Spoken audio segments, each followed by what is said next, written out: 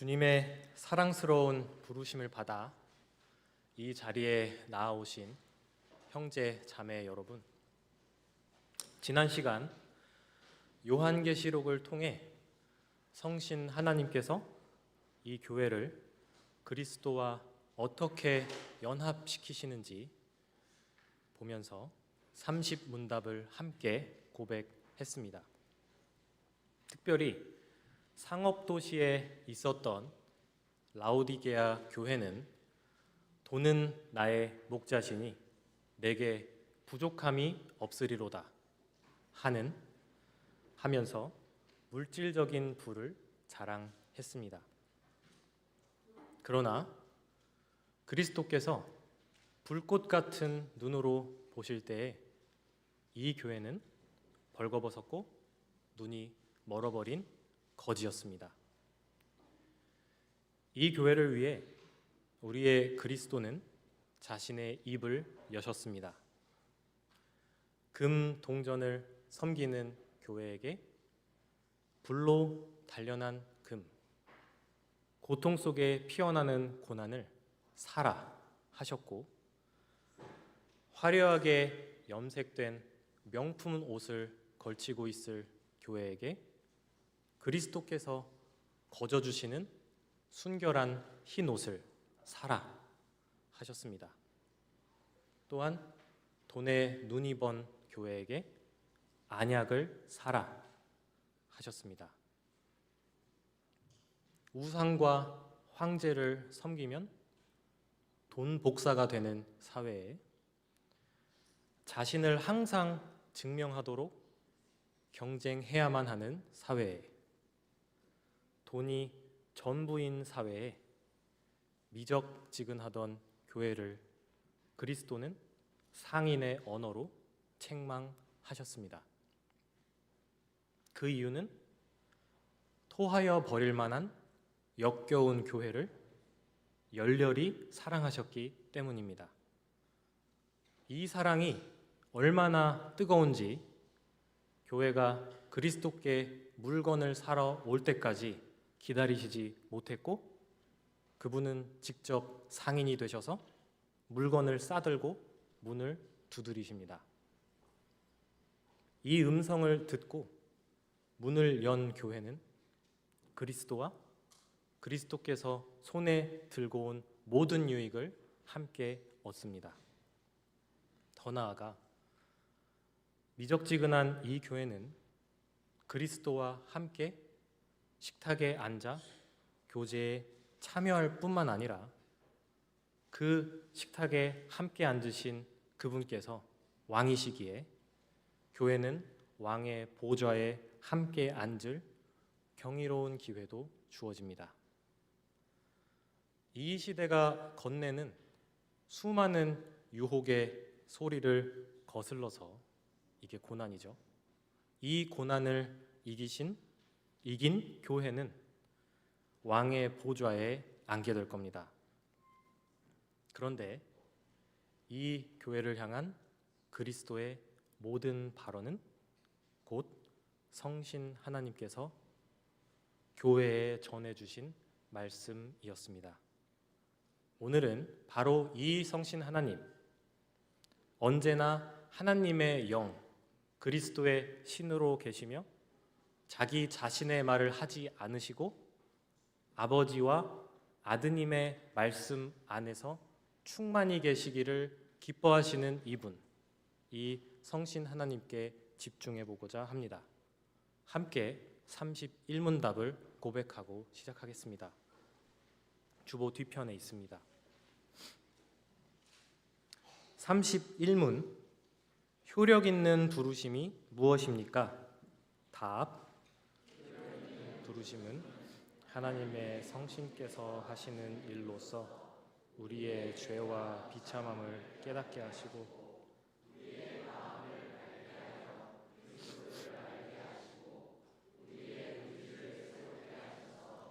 우리로 하여금 복음 가운데 값없이 주시는 예수 그리스도를 영접하도록 우리를 설복하여 믿게 하시는 것입니다. 오늘은 이사야 30장과 함께 우리의 이 신앙을 하나씩 고백해 보려고 합니다. 세 가지 제목으로 함께 하려 하는데, 첫 번째, 우리의 죄와 비참함을 깨닫게 하시는 분. 두 번째, 우리의 마음을 밝혀 그리스도를 알게 하시는 분. 세 번째, 우리의 의지를 새롭게 하시는 분. 첫 번째, 우리의 죄와 비참함을 깨닫게 하시는 분. 오늘 이 이사야서 본문을 우리의 아름다운 신앙 고백에 비추어서 살펴보려면 이때 이스라엘 나라의 상황을 조금 알고 가는 것이 도움이 됩니다. 오늘 오전에도 잘 들었는데요. 하나의 예시로 이걸 시작하고 싶습니다. 한마음개혁교회 어린이 여러분, 여러분의 친구가 여러분을 때렸습니다. 그 친구는 아주 힘이 셉니다. 힘이 센 친구여서 그 힘이 센 친구에게 맞으면 너무 아픕니다. 눈물이 납니다. 그 친구가 너무 무섭습니다. 더 이상 만나고 싶지가 않아요. 그래서 누군가 도와주었으면 좋겠어요. 그럴 때 여러분 앞에 저와 여러분의 아빠가 나타났다고 칩시다. 그때 여러분은 누구에게 가서 도움을 요청하시겠습니까? 너무 뻔한 대답이지만 저처럼 장난꾸러기 기질이 있는 친구들이 있을 수도 있으니 밸런스 게임을 하겠습니다. 맛있는 것 사주면 내가 도와줄게 라고 말하는 저 vs 같이 화내면서 친구랑 같이 가자 라고 말하는 듬직한 아빠, 누구를 선택하시겠습니까? 당연히 듬직한 아빠입니다. 이런 것처럼 이스라엘 나라 옆에는 힘이 센 나라가 있었습니다. 아수르라는 나라였는데 여기저기 마구 때리면서 다니는 아주 힘이 세고 못된 나라였습니다. 이스라엘은 이 나라가 너무 무서웠습니다.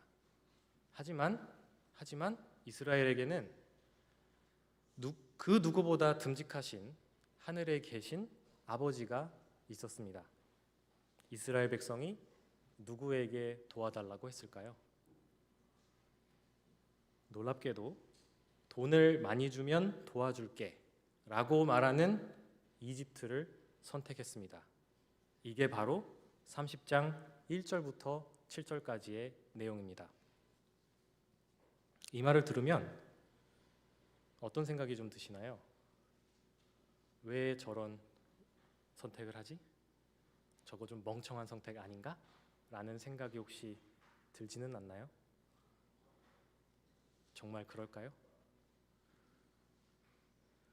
우선 1절을 읽고 가는 게 우리에게 도움이 될 것 같습니다. 1절입니다.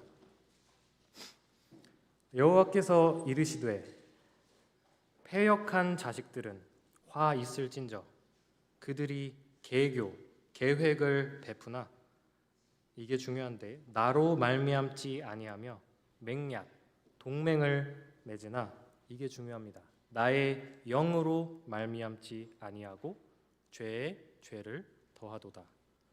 지금 이스라엘 백성은 하나님 없이, 하나님의 영, 성신 없이 이집트를 선택했습니다. 이 이스라엘 백성은 패역한 자식이라 불립니다. 조금 더 자세히 9절에 나옵니다. 9절입니다.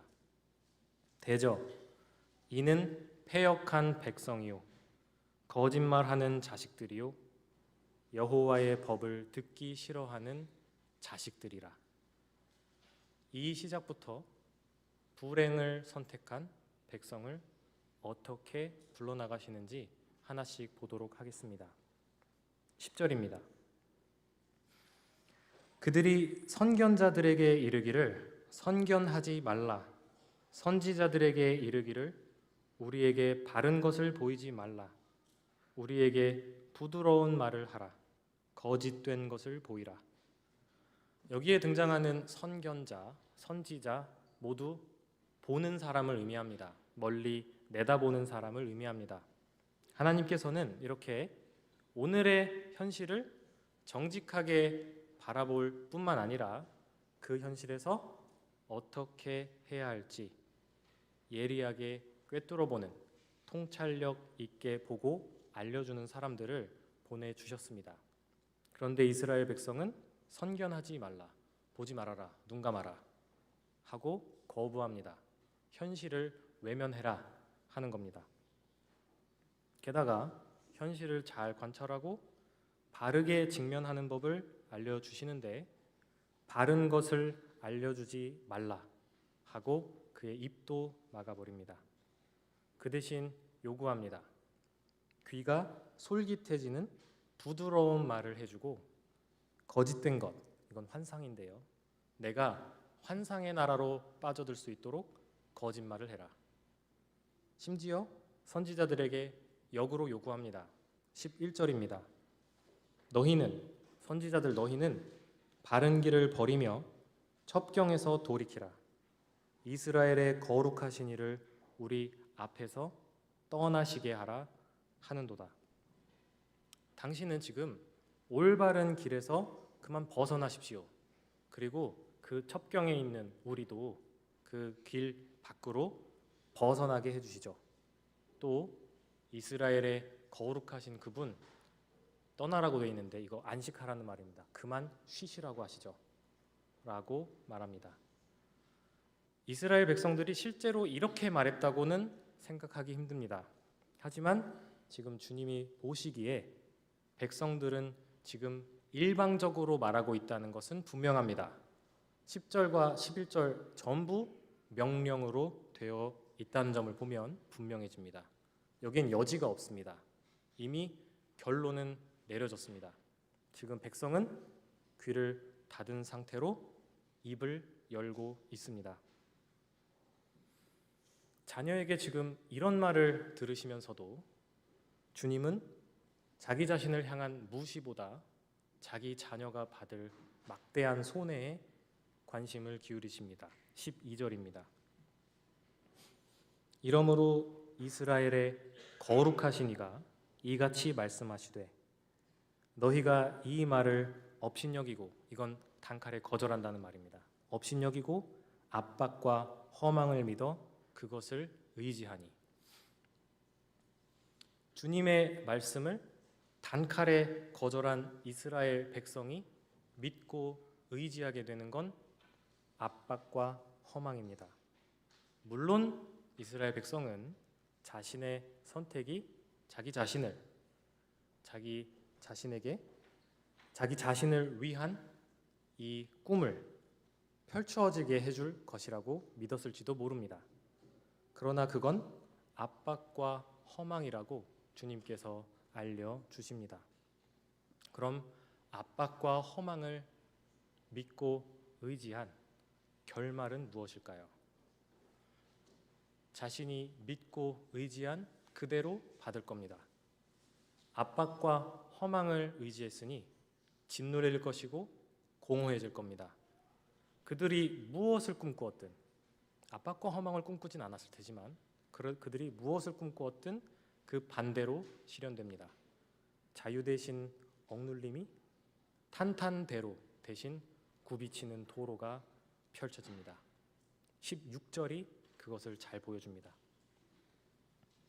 이르기를 아니라 우리가 말 타고 도망하리라 하였으므로 너희가 도망할 것이요, 또 이르기를 우리가 빠른 짐승을 타리라 하였으므로 너희를 쫓는 자들이 빠르리니. 이스라엘 백성이 입을 열어서 말합니다. 아니요. 주님의 말씀을 단칼에 거절합니다. 그리고 말 타고 도망해야겠다, 빠른 짐승 타고 가자, 이것이 그들이 믿고 의지한 겁니다. 이건 어설픈 해결책입니다. 그 이유는 원래 기대한 것과는 다르게 실현되기 때문입니다. 원래는 안전한 피신을 기대했겠지만 실제로는 하루도 편할 날이 없이 매일 쫓겨다니는 도망자 신세가 되어버립니다. 그들이 귀를 닫고 선택했던 좋은 해결책은 압박과 허망으로 실현됩니다. 이런 와중에도 이스라엘의 거룩하신 분, 그분은 자녀를 향한 안쓰러운 마음을 숨기지 않으십니다. 거부하고 있고 거부할 것을 아시면서도 그 쓰라린 심정을 전합니다. 15절입니다. 주 여호와 이스라엘의 거룩하신 이가 이같이 말씀하시되 너희가 돌이켜 조용히 있어야 구원을 얻을 것이요 잠잠하고 신뢰하여야 힘을 얻을 것이거늘 너희가 원하지 아니하고 나에게 돌아와서 나에게서 휴식한다면 침묵하고 나를 신뢰하면 좋을 텐데 자녀는 조용히 하나님의 품에 안기고 잠잠히 아버지를 신뢰하면 됩니다. 재물과 보물을 싸들고 가지 않아도 좋습니다. 그러나 아버지의 목소리를 이스라엘 백성이, 이 자녀들이 원하지 않습니다. 이스라엘 백성은 자기 내면의 소리와 자기 주변의 목소리에 귀를 기울입니다. 자기 생각을 계속 고집합니다.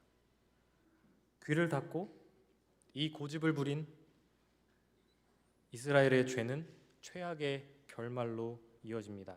13절, 14절, 17절을 차례대로 보겠습니다. 먼저 13절입니다. 이 죄악이 너희에게 마치 무너지려고 터진 담이 불쑥 나와 순식간에 무너짐 같게 되리라 하셨은즉 요점은 순식간에 갑자기 그리고 순식간에 성벽 중간이 터져버리고 무너질 겁니다. 자신을 보호해 주리라 믿었던 그 거대한 성벽은 오히려 이제 생명을 위협합니다. 성벽 아래에 있던 사람들은 돌과 흙에 깔리고 성 안으로는 적군이 걷잡을 수 없이 들어와 살육할 겁니다. 이전에 위용을 뽐냈던 굳건한 성벽, 나 자신을 보호해 줄 거라 굳게 믿었던 이 울타리 찾아볼 수 없습니다. 14절입니다. 그가 이 나라를 무너뜨리시되 토기장이가 그릇을 깨뜨림같이 아낌이 없이 부수시리니 그 조각 중에서 아궁이에서 불을 붙이거나 물 웅덩이에서 물을 뜰 것도 얻지 못하리라. 요점은 파멸하되 아주 완전하게 파멸할 것이라는 것입니다. 마치 그릇이 부서진 것처럼 무너질 겁니다.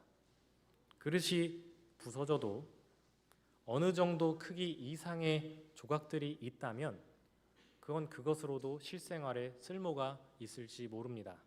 그러나 이스라엘은 아궁이에서 작은 불조차 옮길 수 없는 그런 종짓그릇도 안 되는, 또 물웅덩이에서 약간의 물도 뜰 수 없을 만큼 가루처럼 산산조각 날 겁니다. 17절입니다. 한 사람이 꾸짖은즉 1000사람이 도망하겠고 5이 꾸짖은즉 너희가 다 도망하고 너희 남은 자는 겨우 산꼭대기에 깃대 같겠고 산마루 위에 기치 같으리라 하셨느니라. 이 강렬한 두려움은 정말 그들을 산산조각 내었습니다. 얼마나 겁을 먹었는지 한 명이 소리를 치면 1000명이 도망을 하고 5명이 소리를 치면 전부 도망합니다. 남아있는 사람 거대한 산 위에 가느다란 깃발 하나처럼 아주 가냘프고 처량하게 고립될 뿐입니다. 이게 귀를 닫고 고집을 부린 이스라엘 백성이 지은 죄악의 결말입니다. 다시 처음에 했던 질문으로 돌아가서 언제나 내 편인 아버지 vs 돈 주면 도와주겠다는 사람, 이게 그렇게 어려운 선택인가요? 이스라엘 백성이 이 쉬운 선택을 하지 못한 밑바닥에는 이런 생각이 깔려 있습니다. 옳고 그름, 유익과 손해, 이 위기에서 벗어나게 해줄 해결책들, 그거 내가 결정할게. 나를 위한 일은 누구보다도 내가 제일 잘 아니까 라는 생각입니다. 이집트를 선택한 이스라엘 백성, 미련해 보이시나요? 그럴 때 우리가 지금 어떤 시대를 살고 있는지 고민하게 됩니다. 우리는 나의 삶을 내가 스스로 통제하고 스스로 결정하는 일을 당연하게 생각할 뿐만 아니라 오히려 나를 위한 가장 좋은 선택을 한 것이라며 권장하는 시대에 살고 있습니다.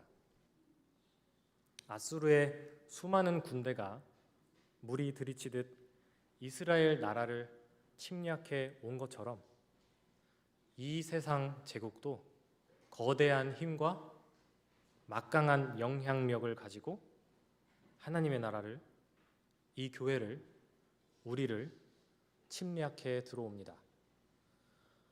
경쟁과 비교가 미덕이 된 이 나라에서 점점 더 양극화가 심화되고 있는 이 세상에서 강자는 먹고 약자는 먹히는 힘의 논리가 지배하는 이 세상에서 이 시대의 상식은 어떤 해결책들을 가져다 주나요? 오늘날 우리는 경제적인 압박을 벗어나기 위해 오히려 막대한 빚을 내어 투기하는 모습을 보게 됩니다. 소위 비투라고 하는 거 혹은 영끌이라고 하는 거 말입니다.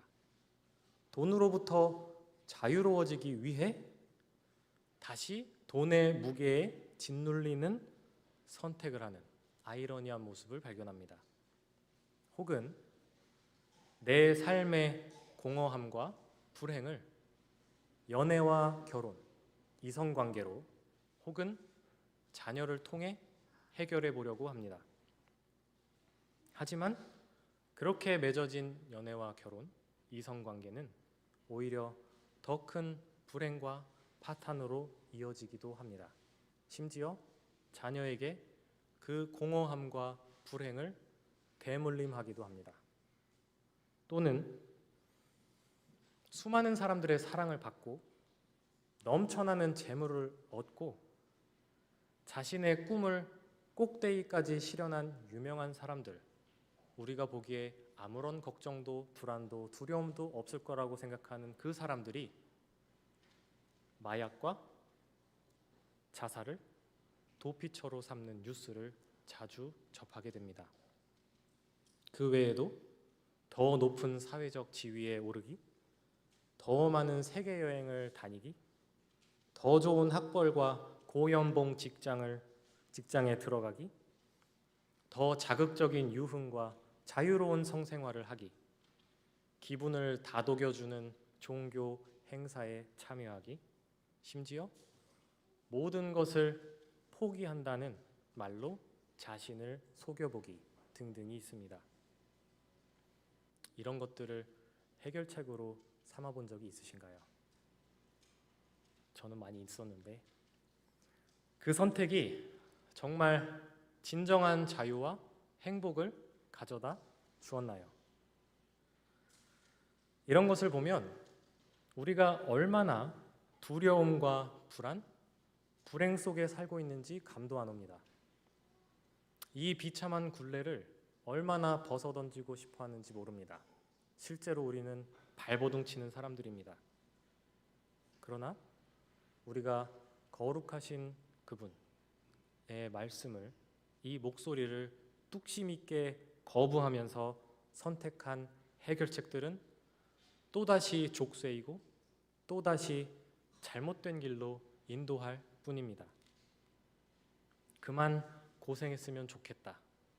나에게 와서 평안을 얻고 나를 의지하면 좋을 텐데 하고 말씀해 주시는 아버지를 거부하는 건 이스라엘이나 우리나 매 한 가지로 빠져 있는 죄와 비참함입니다. 이것을 우리의 요리문답은 고백하고 있습니다.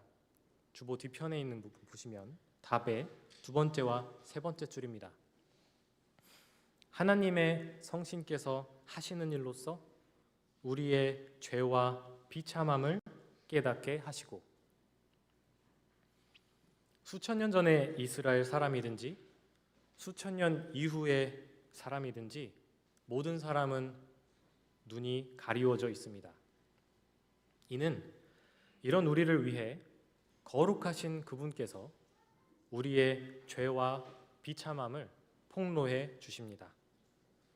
우리가 하나님의 영, 이 성신으로부터 귀를 닫고 내놓는 해결책은 모두 환상이며 압박과 허망이라고 가슴 아파하시면서 알려주십니다.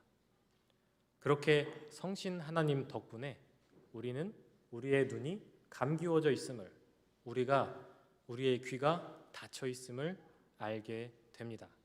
이제 두 번째 제목으로 넘어가겠습니다. 우리의 마음을 밝혀 그리스도를 알려주시는 분.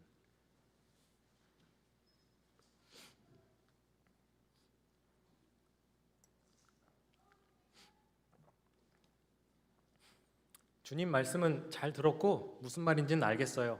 그래도 이 문제는 내가 이렇게 해결하겠고 이게 맞아요 라고 고집을 부리는 백성에게 이어서 아버지가 주시는 말씀은 우리에게 놀라움을 선사합니다. 18절입니다.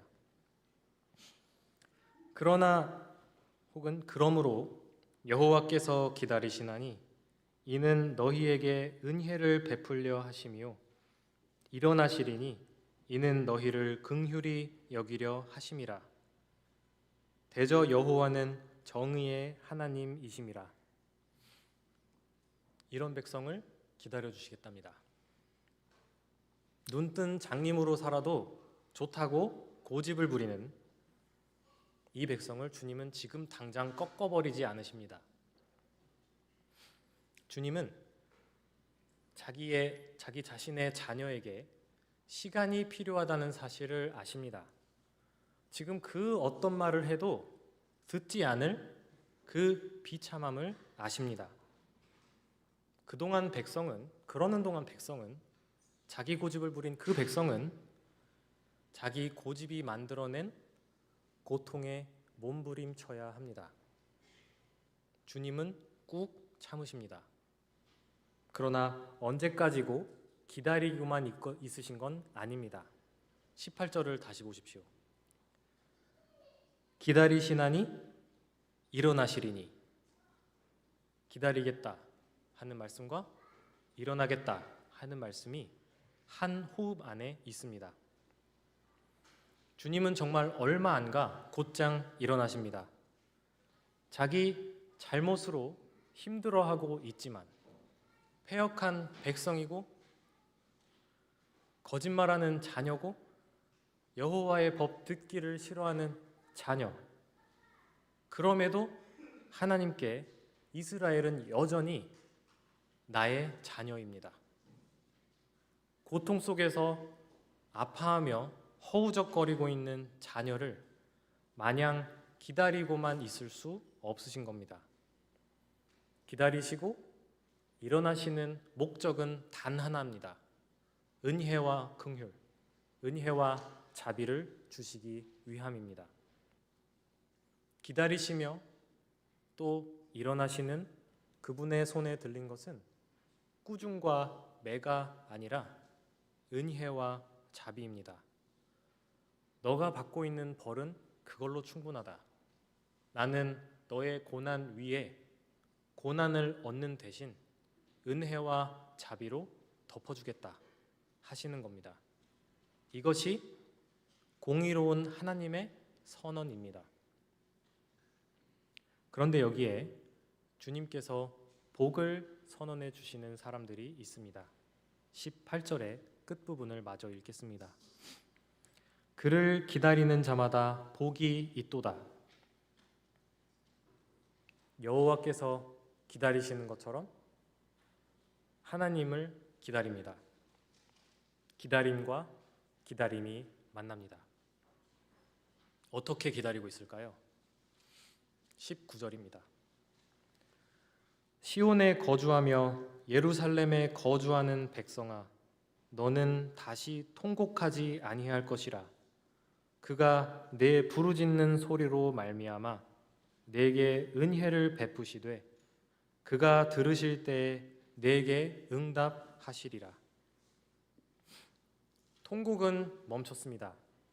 자기 혼자 처지를 비관하면서 하염없이 울면서 기다리지 않습니다. 그러나 부르짖으면서 기다립니다. 도와달라고 소리치며 기다립니다.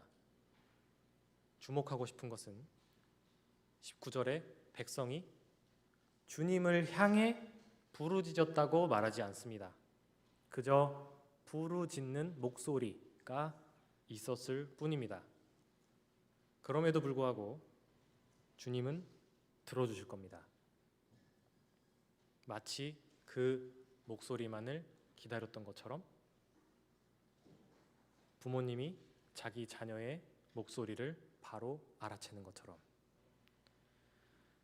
이스라엘 백성은 아버지의 목소리를 듣기 싫어했지만 주님은 자녀의 목소리를 놓치지 않고 듣고 대답해 주실 겁니다.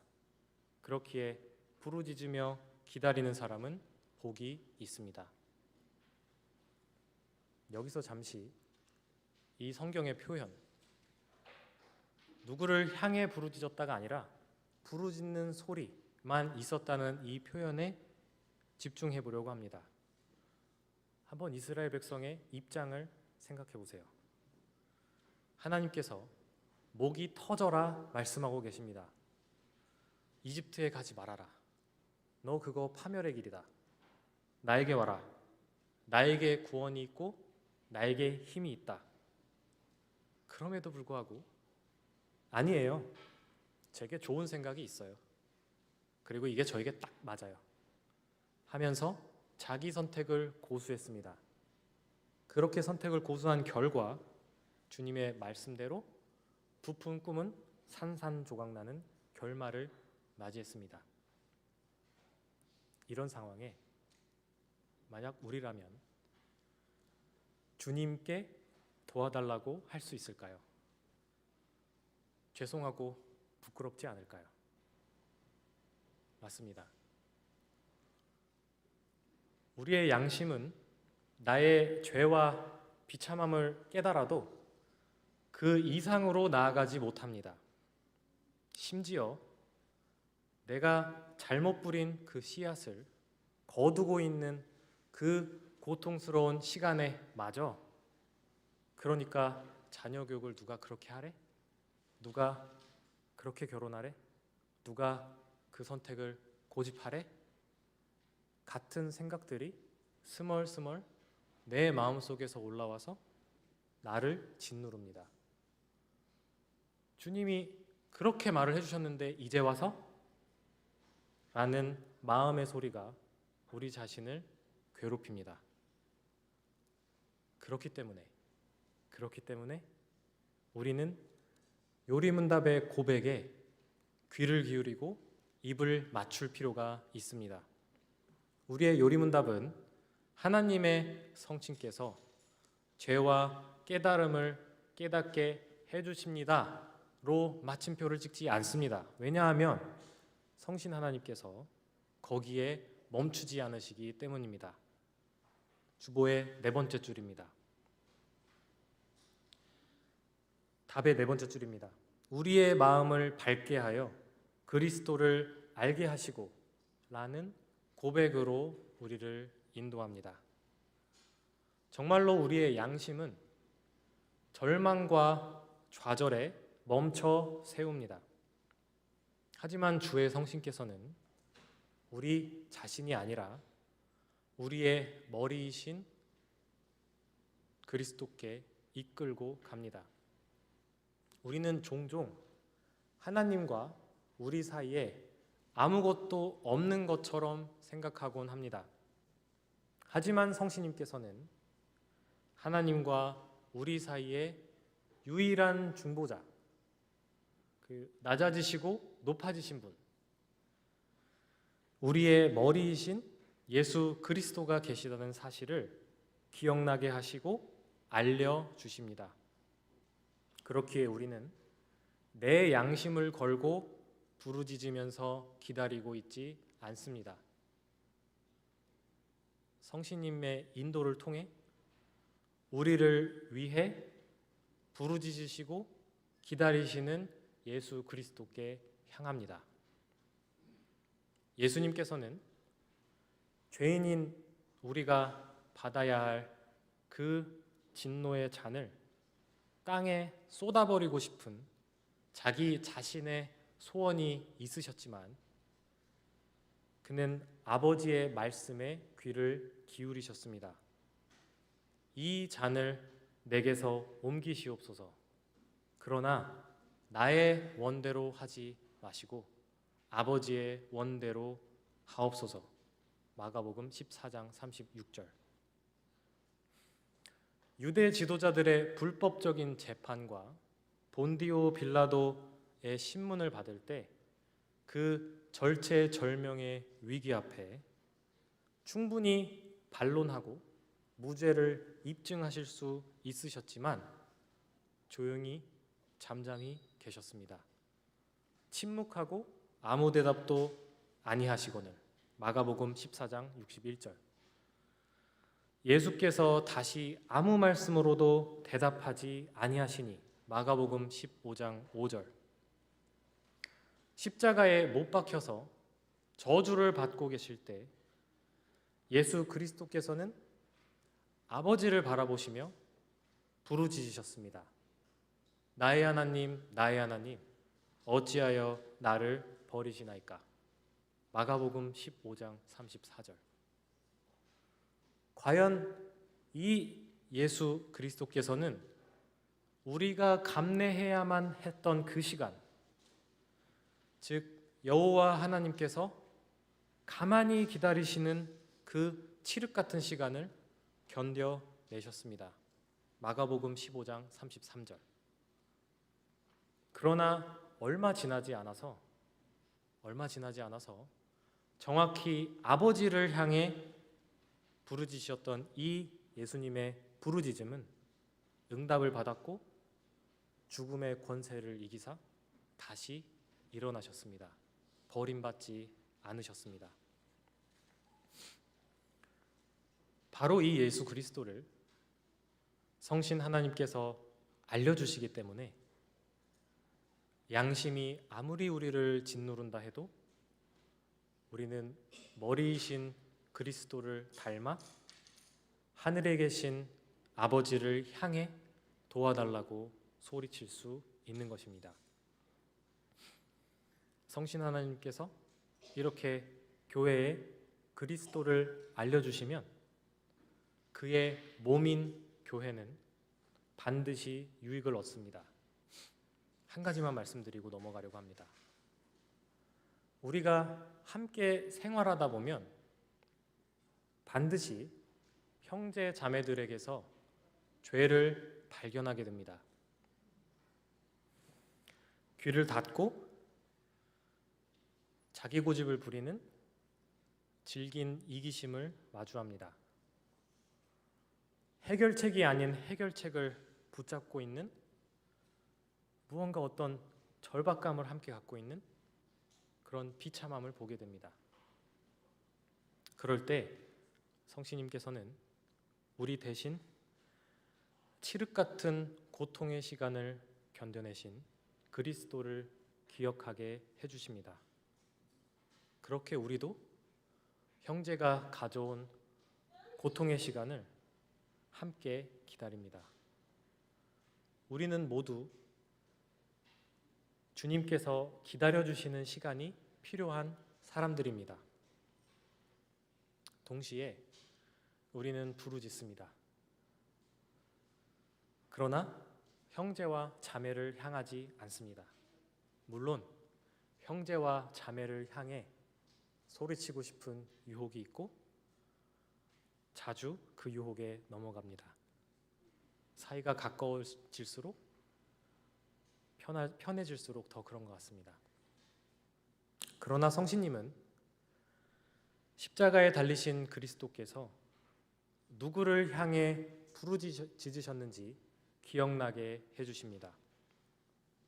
자신을 십자가에 못 박았던 사람들이 아니라 오히려 그들의 그 고집스러운 죄를 위하여 아버지를 향해 부르짖으셨습니다. 형제의 죄를 발견하게 된 우리도 아버지를 향해 부르짖습니다. 주님이 이렇게 기다려주시는 것을 아는 우리는 서로의 말을 인내심 있게 들을 것이고 함께 죄를 슬퍼할 것이고 함께 주님의 도움을 구하는 기도를 드릴 것입니다. 이런 교회의 공동체는 스스럼 없이 형제를 찾아가게 만들 겁니다. 믿음직스럽기 때문입니다. 형제가 흉을 볼까? 혹은 약점을 잡을까? 다른 사람에게 소문을 내진 않을까? 오해하진 않을까? 판단하거나 평가를 하진 않을까 하는 그런 걱정을 할 필요가 없어집니다.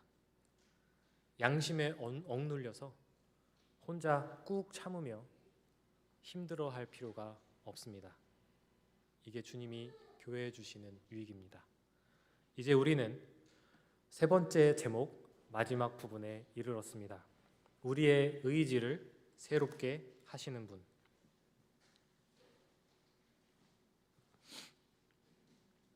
20절입니다.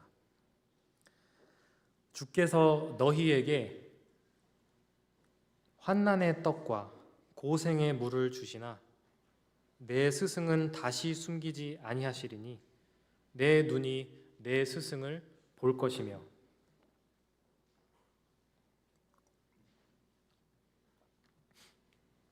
주님께서 환난과 고난을 밥 먹듯이 주십니다. 이제 자녀도 환난과 고난을 매일 먹는 양식으로 주님이 주시니 그저 받습니다. 주시는 그분이 은혜와 자비를 베풀어 주시는 분이라는 것을 알게 해주셨기 때문입니다. 그래서 환난과 고난은 더 이상 불안과 걱정, 두려움을 가지고 오지 않습니다. 오히려 귀를 닫고 고집을 부렸던 죄를 매일 기억나게 해줄 겁니다. 또한 성장을 위한 매일 먹는 밥과 매일 마시는 물이 될 것입니다. 이제 환난과 고난을 양식 삼아 선생님을 바라봅니다. 주님께서 선생님을 숨기지 않고 보여주셨기 때문입니다. 그동안 그리고 지금도 자신들을 어지럽히며 혼란하게 만드는 수많은 문제들과 그에 해당하는 해답들을 이제 선생님 한 분 안에서 해결하려고 합니다. 21절입니다.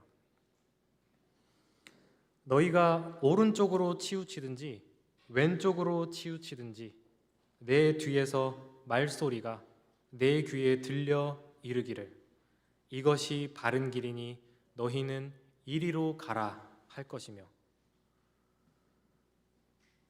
그동안 이스라엘 백성은 내 삶은 내가 결정한다 확신했습니다. 자신의 선생님은 자기 자신이었습니다. 이럴 땐 오른쪽이 맞다, 저럴 땐 왼쪽이 맞다 하고 확실하게 말했었습니다. 그러나 지금은 기다립니다. 눈앞에 위기는 펼쳐져 있고 주위를 둘러보면 아무도 없는 것처럼 느껴집니다. 당장 지금 내가 해결할 수 있을 것만 같은 유혹이 강하게 밀려오기도 합니다. 그러나 여전히 마주한 이 역경을 혼자서 헤쳐나가야 할 것만 같습니다. 그럴 때 뒤에서 말소리가 들려옵니다. 이쪽이 바른 길이다. 여기로 가거라. 이제 이스라엘 백성은 귀를 열고 목소리를 듣습니다. 22절입니다. 또 너희가 너희 조각한 우상에 입힌 은과 부어 만든 우상에 올린 금을 더럽게 하여 불결한 물건을 던짐같이 던지며 이르기를 나가라 하리라. 원래 이스라엘 백성들은 선견하지 말아라, 보지 말아라, 눈 감아라, 바른 것 알려주지 말아라, 부드러운 말을 해라, 환상을 보여줘라 하고 말했습니다. 주님의 말씀을 무시했고 일방적이었으며 고집을 부렸습니다. 그러나 이제는 말소리를 듣습니다. 귀로 들을 뿐만 아니라 실제로 행동으로 옮깁니다. 우상에 입힌 은과 금을 불결한 것, 배설물처럼 여기고 던져버립니다. 그러면서 나가라, 사라져버려라 하고 말합니다. 우상과 은, 금은 국가의 위상, 경제적인 풍요, 국방력, 생존 자금 등 삶의 기초이자 보호막이 되는 모든 것을 말합니다. 쉽게 말하면 투자금이 많이 들어간 가치 있는 것입니다. 자신의 일생을 전부 바친 것이라고 해도 과언이 아닙니다. 그러니 이것을 버린다는 것은 자기 자신의 일생 전체를 부정하는 것과 다를 바가 없습니다. 이 불가능에 가까워 보이는 일을 실행하게 된 겁니다. 주님의 목소리에 아니요 말하던 입은 이제 주님의 목소리를 귀로 듣고 우상을 향해 나가라 하고 말합니다. 우리의 요리문답은 이것을 이렇게 고백합니다. 답의 5번째 줄입니다. 우리의 의지를 새롭게 하셔서. 정말로 성실한 하나님께서는 이전과 비교할 수 없는 새로운 변화를 가져오십니다. 그럼에도 어쩌면 어떻게 환난과 고난을 매일 먹는 밥처럼 여길 수 있으며 주님의 말씀이 정말 나의 유일한 해결책이라고 굳게 믿고 내가 일평생 가치 있다고 인정하고 추구하던 그것을 부정하게 될 수 있을지 믿기 힘들지도 모릅니다. 하지만 생각해 보시기 바랍니다. 그리스도를 믿고 신앙을 고백하고 이 교회에 참여하는 것, 어떻게 해서든지 자녀를 주님의 교양과 훈계로 교육하려고 노력하는 것, 직업이나 학벌이나 이성관계에 나의 구원이 없음을 매번 힘써 고백하는 것, 먹고 사는 문제를, 일하던 손을 멈추는 그 위험천만한 일을 주님께 맡기고 안식일을 지키는 것, 이러한 변화들은 믿기 쉬우십니까? 이 21세기 한국에서? 그런데 실제로 우리는 우리 자신에게서 우리 옆에 있는 형제 자매들을 통해 이 새로움을 경험합니다. 이건 정말 우리 삶에 매우 붙어있는 이야기이고 바로 그것을 31문답이 고백하고 있는 겁니다. 성신 하나님께서 우리 안에 얼마나 박진감 넘치게 활동하고 계신지 모릅니다. 그럼에도 글쎄 내가 성신님이 일하고 계신가를 경험한 적이 있는지 여전히 잘 모르겠다 하고 생각하시는 분이 있을지도 모릅니다. 그렇다면 우리를 혼자가 아니라 교회로 부르신 유익을 만끽하시길 바랍니다. 여러분의 과거와 현재를 잘 알아서 동정적으로 이해하며 가장 사소한 것이라도 성신 하나님께서 하신 일을 놓치지 않고 민감하게 알아봐 줄 형제를 찾아가시기 바랍니다. 그렇다면 그 형제가 나 자신도 알지 못했던, 나 자신도 인식하지 못하고 있었던 성신 하나님의 그 숨결이 지나간 흔적을 발견하게 해줄 것입니다. 그런 점에서 저도 형제를 가지고 확실히 말씀드릴 필요가 있다고 생각합니다.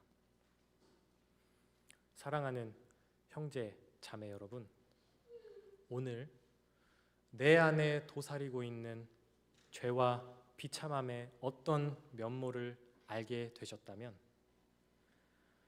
오늘 이 죄와 비참함을 전부 자기 몸으로 대신 받으신 그리스도를 알게 되셨다면 오늘 주님의 말씀을 듣고 순종하고 싶다는 작은 소원이 생기셨다면 꼭 오늘이 아니더라도 그랬던 적이 있으셨다면 그 작은 단서를 놓치지 마시길 바랍니다. 우리는 절대로 우리 스스로 죄와 비참함을 깨달을 수 없습니다. 우리는 절대로 우리 스스로 그리스도를 알 수 없습니다. 우리 스스로는 절대 마음을 변화시켜 살아갈 수가 없습니다.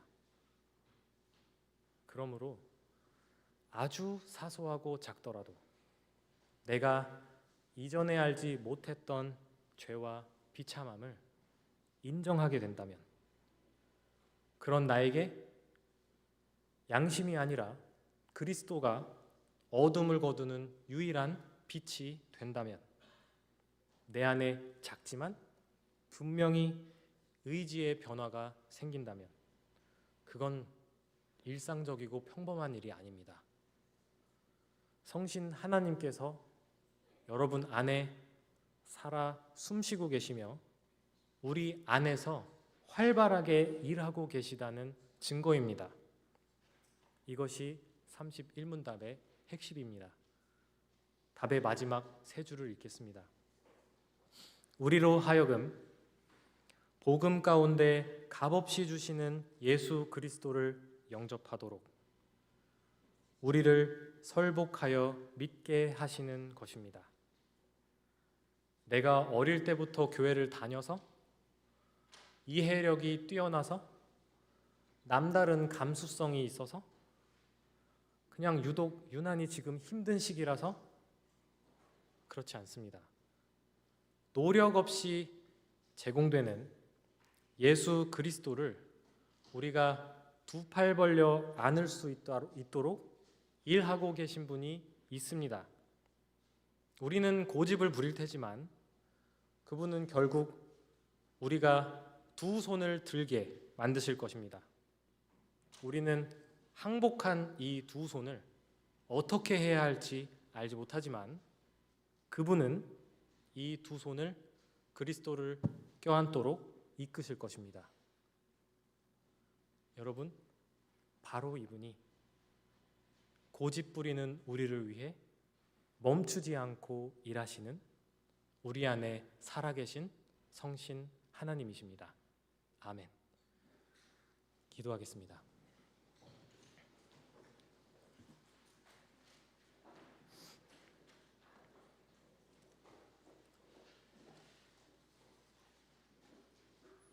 하늘에 계신 하나님 아버지, 주님께서 주님의 말씀을 우리의 귀에 들리도록 해주셨으나 이 말씀이 우리의 마음속 깊이 영혼에 들어가는 효력이 있으려면 하나님의 성신께서 일해 주셔야만 합니다. 귀로 들은 이 말씀과 함께 그리스도의 성신께서 일해 주시기를 바라며 기도로 우리의 영혼을 올립니다. 우리는 눈을 뜨고 있지만 눈이 가리워져 있는 사람과 같아서 물 밀듯 밀고 들어오는 수많은 정보에 허우적거릴 때가 많습니다. 그리하여 점점 더 주님의 음성에는 귀를 닫게 되고 나의 입을 열어 아닙니다. 이것이 정답이며 이것이 나를 진정으로 위하는 길입니다. 하는 처지에 놓여 있습니다. 이렇듯 어떻게 해서든 떠밀려 내려가지 않으려 안간 힘을 쓰지만 그렇게 찾아낸 해결책은 문제를 악화시킬 뿐입니다. 마치 수많은 쓰레기 더미에서 그나마 조금 쓸만해 보이는 것을 찾을 뿐입니다. 괜찮은 것을 발견했다는 기쁨도 잠시, 얼마 못 가 실망하고 또다시 거대한 쓰레기장을 떠돌아 다닙니다. 이런 우리의 눈을 하나님의 성신께서는 나를 향해 손을 뻗어 잡아주시는 위대한 왕을 바라보게 하시고 그가 다스리고 있는 아름다운 나라를 보여주십니다. 물론 여전히 거칠고 힘든 이 세상을 지나가야 합니다.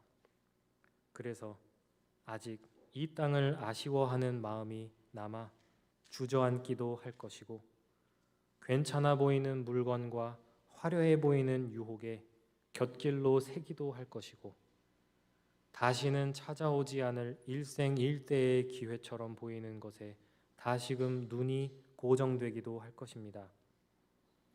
그때마다 우리를 떠나지 마시고 성신 하나님께서 더욱 열심히 그리고 확실히 일해 주시길 구합니다.